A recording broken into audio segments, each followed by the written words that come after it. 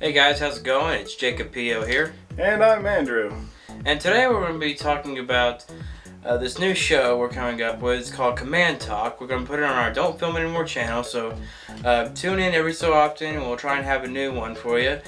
Basically, this show is just going to be a talk show that we're going to host, and it's just going to be talking about different computer concepts and technology concepts and just different, debates and ideas and stuff like that regarding technology. But we're not going to be doing just computers. We might be hitting different devices. I'm thinking about doing a little bit on programming once I learn a little bit more, and just general things that deal with electronics. So just tune in and see what we got each time we upload a video. Okay, so for the pilot episode here of Command Talk, at the time of this filming, last week was tax-free weekend, and so Andrew here, he got himself a Apple laptop. This is a 13-inch MacBook Pro with a nice Retina display. It's nice and pretty. And so I've decided I'm going to interview Andrew about his purchase, why he purchased it and all that good stuff, and just explain a little bit about it. So what led you to get an Apple laptop in the first place? Because you've been kind of skeptical over the past, as long as I've known you, as far as Apple products go. Let's go over a little bit of history first. I can't really say that I remember what led me to not like Mac so much. It might have just been, honestly, some propaganda from fellow computer people. May have also been the prices and stuff like that. I knew that for a while I was just dead set against the idea of paying over $1,000 for a computer in this day and age. I mean, what's wrong with going down to Walmart and buying a little $500 Acer laptop? Now, that's what I thought before. My ideas have since changed. I'd say maybe the first thing that led me to it was probably from what I've heard from other programmers. So I went to college for programming, and I'd have different classes where one or two people would have a Mac, and I'd be like, well, what are you doing with a Mac? All of us other programmers over here, we have Windows machines, we have Linux machines, and things like that. What are you doing with a Mac? You can't program on those things. At least that was my impression at first. And many of them said they just had it or whatever. And for much of college, me and my buddies would spend time making fun of Apple, not really liking Mac, stuff like that. Now, I did have a level of respect for their marketing and everything, but that's a different story. The main thing that really just steered my direction was whenever I started my internship at Scripps Networks, the people who own HGTV, Food Network, and all those home living channels. There were some consultants came in from a great company called Cloud Sherpas. They tend to consult with a program called ServiceNow, which we may touch on in a later episode. Both of the consultants that I got to meet and spend some time with both have Mac computers. And I said, well, what is this, guys? Why do you have a Mac? And they said, well, they just work.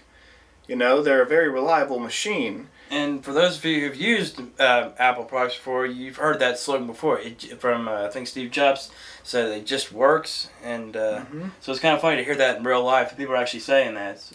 It's like when they said it, I've heard people say that in the past, and I said, does it really just work? Am I actually going to get enjoyment and use out of an Apple laptop when I've seen like an iPhone, which I have tried to use those, and I can't. I don't like the interface, and so those ideas bounced around a little bit, and then I thought back to when I first used Ubuntu. Which, for those of you that don't know, Ubuntu is just a flavor of Linux.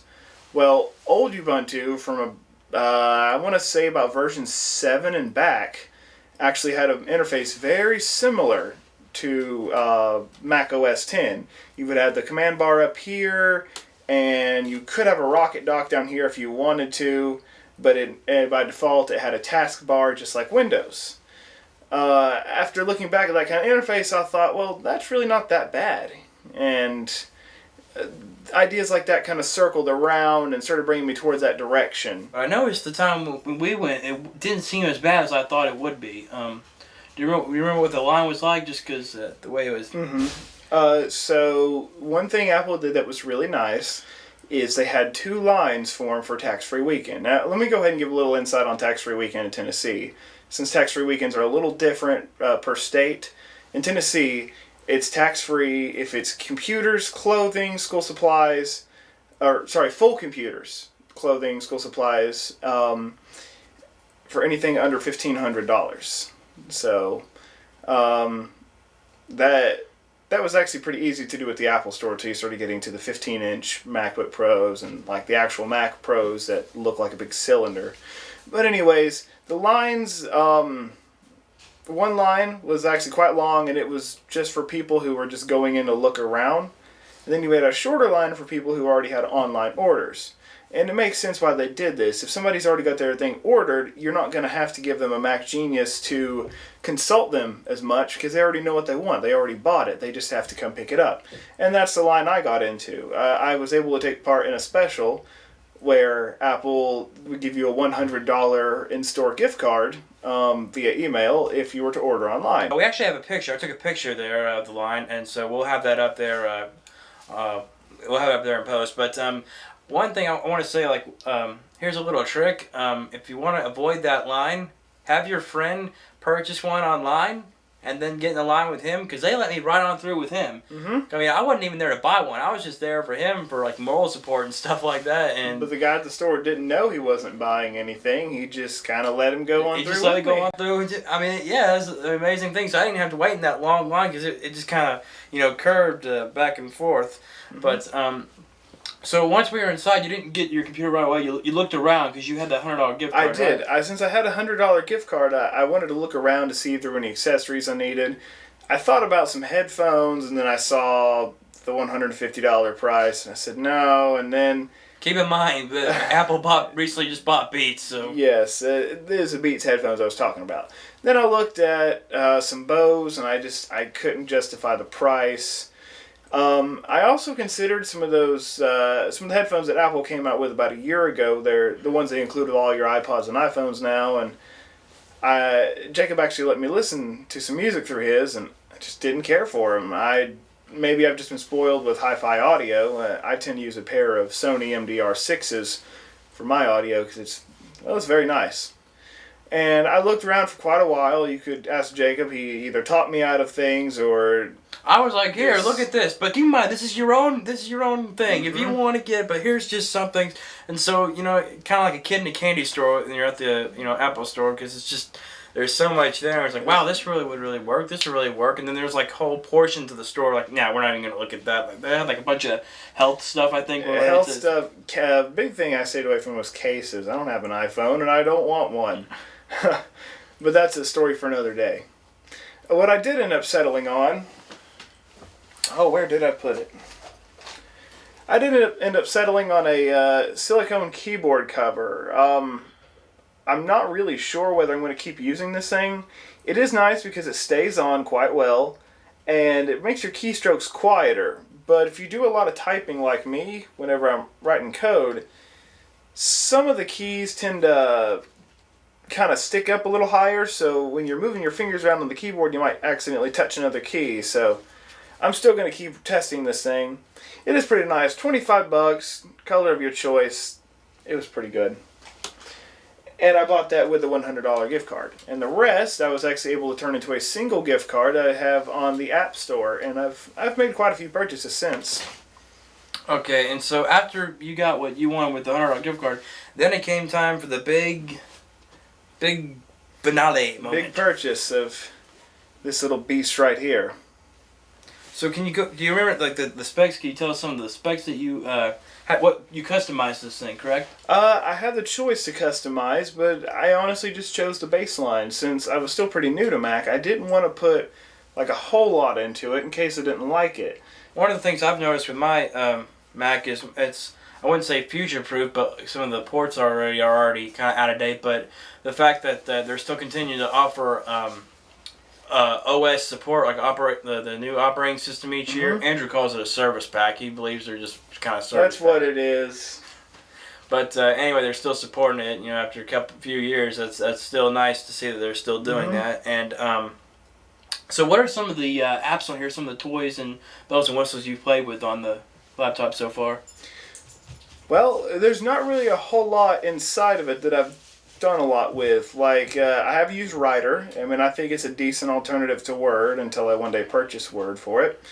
Give me just a second to look around because I haven't really thought about that. I do like the whole dock concept here at the bottom. I did like you also have an auto hide option. It's really nice because I've only got a 13-inch screen and I am used to a 15-inch, so the ability to hide everything that I can at the right moment, I really like having that feature. I know you can do that in Windows, but for some reason on a Mac it just seems to work better. The only thing that has come with this that I've really wanted to deal with would be GarageBand and iMovie. Now, there are some apps I have downloaded and purchased since that I really enjoy. One, I'm not sure if any of you have heard of this, is the Better Snap tool. Now, if everyone remembers, one big feature with Windows 7 was the whole Snap to option, where you could click and drag your window over, and it would make your window half the size of the screen. Okay, that's really good for maybe setting a video next to something while you're reading, or maybe you want to compare two things side by side. That's really handy. Well, Mac OS X doesn't have that by default. I did manage to purchase Better Snap to, and it actually gives that option. You can actually also snap to corners and do 4 panes, and you can even get more than that. It was $2, and it was actually pretty nice. But what was it on here that actually on the laptop that it didn't come with? That we kind of discussed about the optical drive. How it lacked one. Yeah, if I had to put a list of things I still don't like about it, it's the fact that it didn't actually come with an optical drive. Now, I had an option to purchase a Mac Super Drive with this for like $80 extra. I didn't want it though. Even the reviews on the Mac website were not good. So that's pretty bad. I plan on eventually getting a USB, or if they've got it, maybe a Thunderbolt drive. Now, do you feel like it has enough ports on here for what you normally use it for? As far as USB, and would you feel like you need to get a USB hub? I haven't even counted, to be honest. How many are on there? I've got 2 Thunderbolt ports and 2 USB. It's also got an HDMI. Yes, I was going to mention that. I do appreciate how this thing already had HDMI built in. I was under the impression I was going to have to use Mini Display and connect that to an HDMI, which I had to do that with my Lenovo laptop for some reason. Now, you've probably been picking this up for a little while, but what does the weight feel like? Do you feel it's good for what you've gotten in the... Yeah, considering it's actually aluminum and everything, and nice, and it's metallic, the weight's actually pretty good. It's not as light as they described, but I definitely can't complain about the weight. After going back and picking up my old Acer laptop I got when I got out of high school, I really came to appreciate how light this thing is.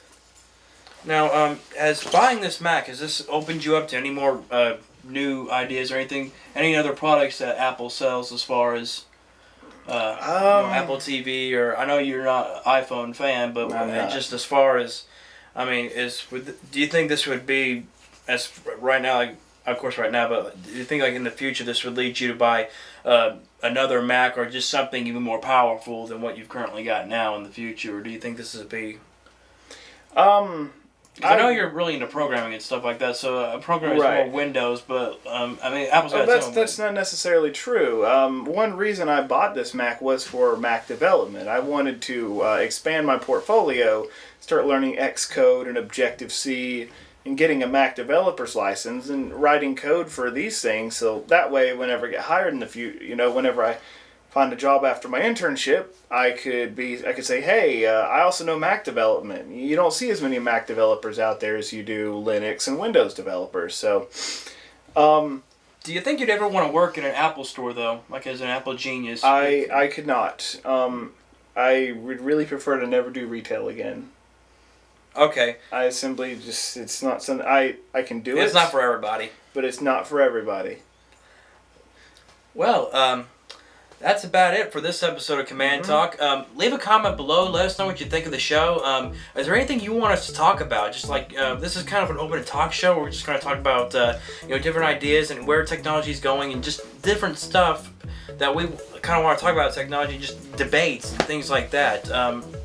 We can even go a little bit into gaming, but only gaming technology such as specialized controllers. But this is mostly just going to be mostly computer and electronic device. It's a computer and electronic device show. We may even do some how-tos on there. We may eventually break out maybe an old XP machine or just maybe something that makes you feel a little nostalgic, Maybe we'll come in someday with some floppy drives or something. But go ahead and leave a comment on our Facebook page or leave a comment in the video below, either way. And so we will look over and just give different material because we want to keep this going. This so far from what we've done here, this has been fun doing this. So we really want to continue this. So just leave a comment below and let us know what you think. So see you next time.